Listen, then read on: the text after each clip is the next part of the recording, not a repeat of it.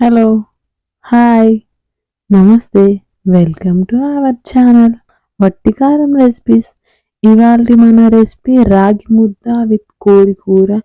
చాలా simple recipe అండి. చాలా అంటే చాలా టేస్టీగా ఉంటుంది. ఈ రెసిపీని మనం చాలా సింపుల్గా చేసుకోవచ్చు. ఇప్పుడు మన రెసిపీని స్టార్ట్ చేసేద్దాం.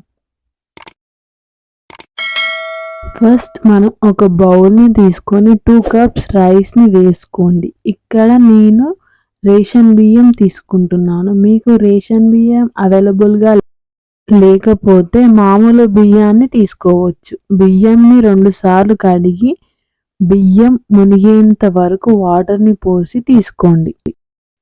మూత పెట్టి పక్కన పెట్టుకోండి. ఇప్పుడు చికెన్ని తీసుకోండి. నేను హాఫ్ కేజీ చికెన్ని తీసుకున్నాను. చికెన్ని 2 సార్లు కడిగి తీసుకోండి. కారం 2 స్పూన్స్ వేసాను. మీకు స్పైసీగా కావాలి అంటే 3 స్పూన్స్ వేసుకోండి. కారం మొత్తం చికెన్కి కలిసేలా కలుపుకోండి. కొంచెం పసుపుని వేసి కలుపుకోండి. అల్లం పేస్ట్ 1 స్పూన్ వేసి బాగా కలుపుకోండి. ఇలా కలుపుకొని పక్కన పెట్టుకోండి. ఇప్పుడు చికెన్లోకి మసాలాను ప్రిపేర్ చేద్దాం. కావాల్సిన పదార్థాలు చూసుకోండి. మిక్సీ జార్ని తీసుకొని మసాలాలను వేసుకోండి. జీడిపప్పు 2 స్పూన్స్, దాల్చిన చెక్క 3 ముక్కలు, ఇలాచీ 3, లవంగాలు 4, మిరియాలు 2 స్పూన్స్, ధనియాలు 2 స్పూన్స్, జీలకర్ర 1 స్పూన్. ఇవన్నిటిని వేసి వాటర్ వేయకుండా మిక్స్ చేసి తీసుకోండి. ఇప్పుడు స్టవ్ ఆన్ చేసి ప్యాన్ పెట్టి ప్యాన్ హీట్ అయ్యాక 8 టేబుల్ స్పూన్ ఆయిల్ని వేసి వేడయ్యాక జీలకర్ర 1 స్పూన్ వేసి వేగాక 2 ఆనియన్స్ని కట్ చేసి వేసుకోండి. ఒకసారి కలిపి మూత పెట్టి వేగనివ్వండి. ఒక 2 నిమిషాల పాటు వేగనివ్వండి. 1 నిమిషం తర్వాత మూత తీసి 1 స్పూన్ అల్లం పేస్ట్ వేసి పచ్చి వాసన పోయేంత వరకు వేగనివ్వండి.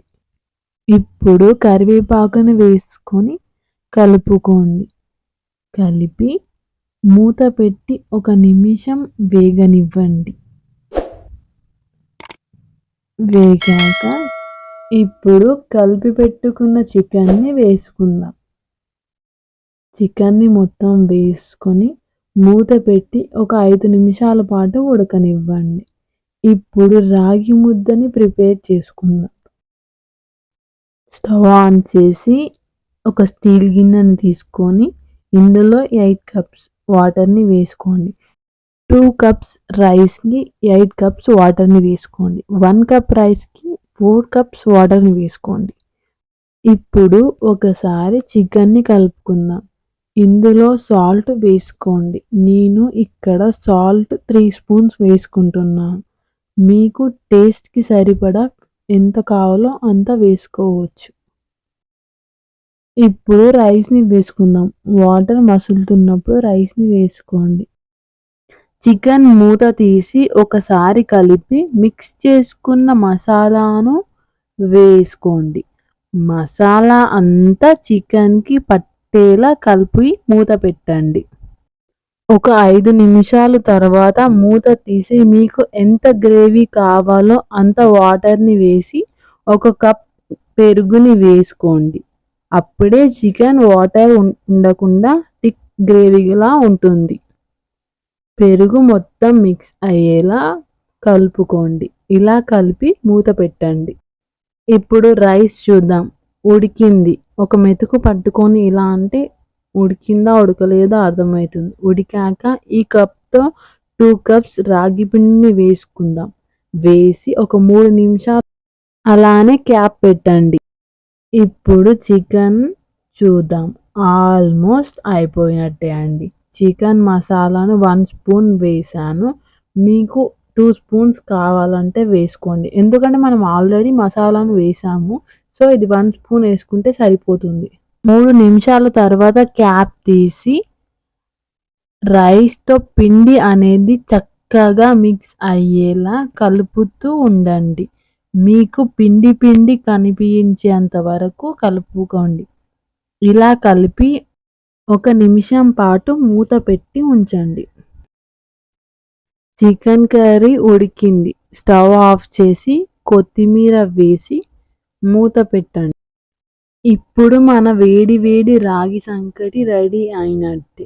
1 నిమిషం పాటు చల్లార్చి ఉంచుకున్నా పర్లేదు. అలానే తీసి చేయికి గీ పెట్టుకొని ఇలా రౌండ్గా ముద్దను చేసి తీసుకోండి.